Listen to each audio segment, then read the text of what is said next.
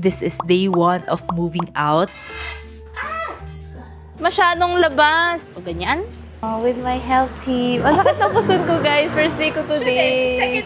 Second day niya today. First day ko. Fourth day niya. Woman in STEM. Woman bleeding yet moving houses. Wow! We made it, guys. Napasok namin yung mga gamit. Pero yung goal lang naman talaga today, konti lang. Kasi nga, tayo din magbubuhat.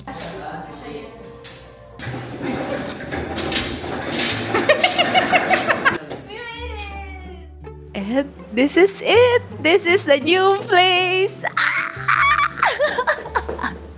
Oh my gosh! Wait.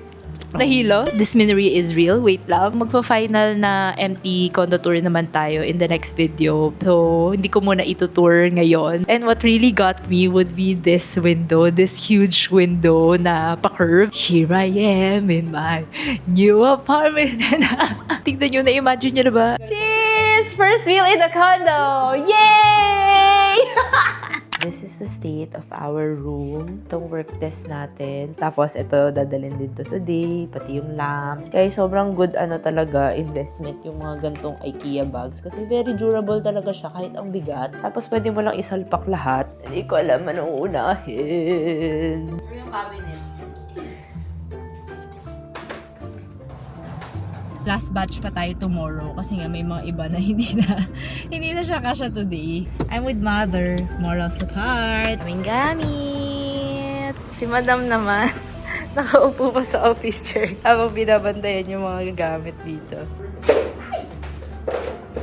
Also guys, first time makikita ni mama tong unit kasi nung kinento ko sa kanya na mag-move out na ako and all that, hindi niya pa alam kung ano yung tsura ng unit, hindi ko pinakita, ganyan. Ang alam niya lang, tinanong niya lang ako randomly kung may swimming pool ba, yung amenities, gano'n. So yun yung habol niya na gusto niya paki-swimming dito. Welcome to the unit! Yeah, free. Secret! Hindi ko sasabihin sa'yo. Ako naman magbabayad. Good morning! It's our day 3 of moving out. And ang sakit na ng katawan ko.